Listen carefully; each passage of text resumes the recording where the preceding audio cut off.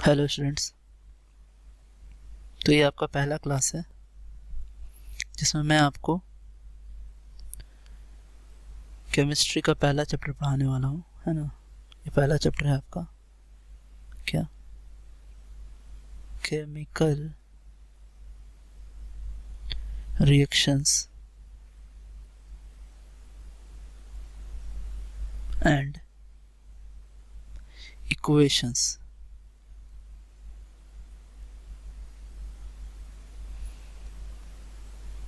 तो पहले तो हमें जो पहला चैप्टर है आपका, है ना, फर्स्ट जो चैप्टर है, तो पहले तो कुछ फेनोमेनाज हैं, है ना। वो फेनोमेनाज मैं आपके लिए लिख देता हूँ, आपको बताता हूँ मैं क्या क्या फेनोमेनाज हैं, है ना। फेनोमेना का मतलब क्या होता है? सो फेनोमेना, है ना। फेनोमेना का मतलब होता है कि नेचुरल, है ना, प्रोसेसेस, है कि नहीं। तो कुछ फेनोमेनाज हैं वो मैं आपके लिए लिख रहा हूँ। डे लाइफ फेनोमेनाज हैं, जैसा कि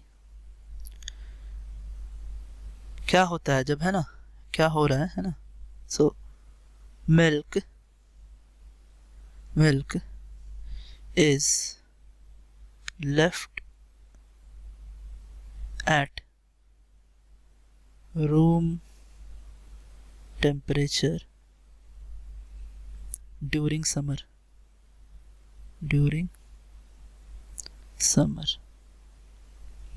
फिर an iron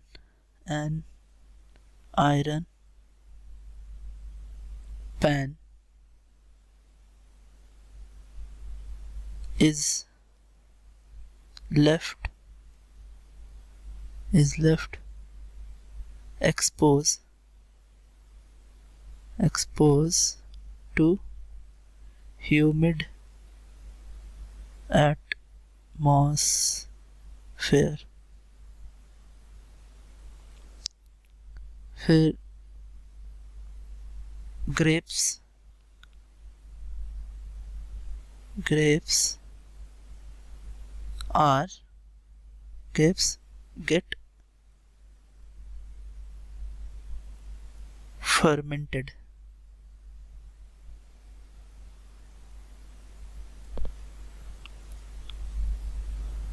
Food is cooked and food gets digested in our body। We respire, है ना। तो ये सब जो प्रोसेसेस हैं, मिल्क जो है तो होता है जब वो हम उसे रूम टेम्परेचर पे छोड़ देते हैं तो उसका कंपोजिशन और उसका कलर, स्मेल सब चेंज हो जाता है। आयरन पैन जो है उसको अगर एटमॉस्फेयर में अगर हम छोड़ दें तो उसमें रस्ट लग जाता है, उसका कलर भी चेंज होता है ना। और उसमें से क्या होते हैं, लेयर्स वगैरह बाहर आने लगते हैं। ग्रेप्स को फर्मेंटेड करके हम अल्कोहल बनाते हैं, है ना। ग्रेप्स में आपका क्या होता है, कार्बोहाइड्रेट्स होते हैं और उस कार्बोहाइड्रेट को हम क्या करते हैं, फर्मेंट करके हम अल्कोहल बनाते हैं।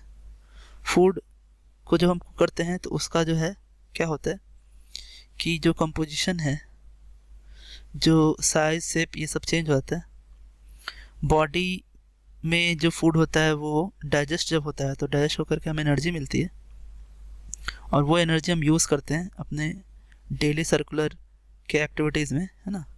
और जब हम रिस्पायर करते हैं तो जो फूड होता है वो धीरे धीरे डाइजेस्ट होता है हमारी बॉडी में, धीरे धीरे हम उस एनर्जी को यूज़ करते हैं। तो ये सब जो प्रोसेसेस हैं, ये प्रोसेसेस आपको क्या बता रहे हैं, ये प्रोसेस आपको बता रहे हैं कि कुछ ऐसे प्रोसेसेस हैं, कुछ ऐसे फिनोमेनाज हैं जहाँ पर क्या होता है, जहाँ पर देखिए क्या क्या होता है। ठीक है, पहला कुछ ऐसे प्रोसेस में क्या होता है, देखिए सो कैरेक्टरिस्टिक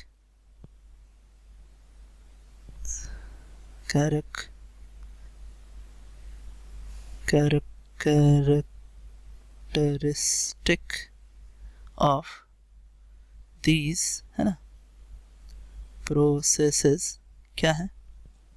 तो पहला क्या है कि यहाँ चेंज इन स्टेट हो सकता है। एक एग्जांपल देखिए अगर मैं बताऊं तो जैसे हाइड्रोजन जो कि गैस होता है और ऑक्सीजन ये भी जो कि गैस होता है, रिएक्शन करके वाटर बनाते हैं जो कि लिक्विड होता है। तो यहाँ देखिए चेंज इन स्टेट हो गया, ठीक है। फिर चेंज इन कलर होता है, चेंज इन कलर हो जाता है। ये मानिए Mg मैंने लिया है मैग्नीशियम, उसको ऑक्सीजन के साथ रिएक्शन करवा दिया है तो मैग्नीशियम MgO बनता है और ये वाइट पाउडर होता है ना।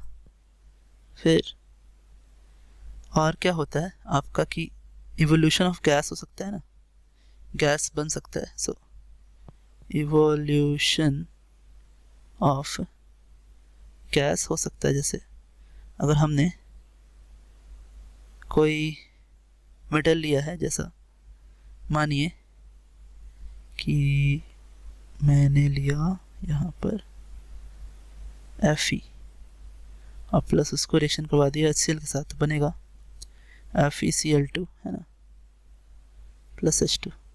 ठीक है, और ये गैस बाहर कर जाएगा, ये गैस है, आपका एवोल्यूशन ऑफ गैस हो रहा है यहाँ पे। और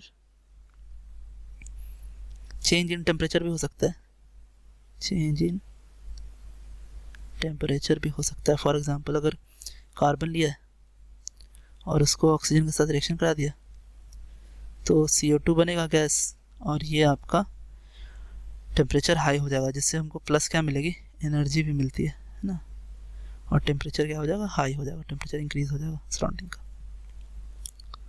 तो ये जो प्रोसेसेस हैं, तो ये प्रोसेसेस आपको क्या बता रहे हैं, ये प्रोसेस बता रहे हैं क्या कि यहाँ पे कोई ना कोई केमिकल, है ना, रिएक्शन हुआ है ना, और केमिकल रिएक्शन में आपका ये सारी बातें होती हैं जो मैंने ऊपर आपको लिखवाया है, ये सभी होता है। चेंज इन स्टेट हो सकता है, चेंज इन कलर हो सकता है, एवोल्यूशन ऑफ गैस हो सकता है, चेंज इन टेम्परेचर हो सकता है। ठीक है, ये सारी की सारी बातें हो सकती हैं। अभी केमिकल रिएक्शन जो है, जो कि एक क्या है आपका नेचुरल, है ना, फेनोमेना है, लेकिन जब हम इस केमिकल रिएक्शन को अपने, है ना, अपने स्टडी के लिए, है ना, जब हम उसको बहुत सारे सिंबल्स के साथ, है ना, सिंबल्स के साथ, है ना, जब उसे लिखते हैं अपने नोटबुक पे, है ना, एनालिटिकल स्टडी के लिए, तो उस केमिकल रिएक्शन के रिप्रेजेंटेशन को ही, है ना, हम बोलते हैं क्या, केमिकल इक्वेशन। तो केमिकल रिएक्शन क्या है? सो chemical reaction is a natural phenomena, है ना, वेयर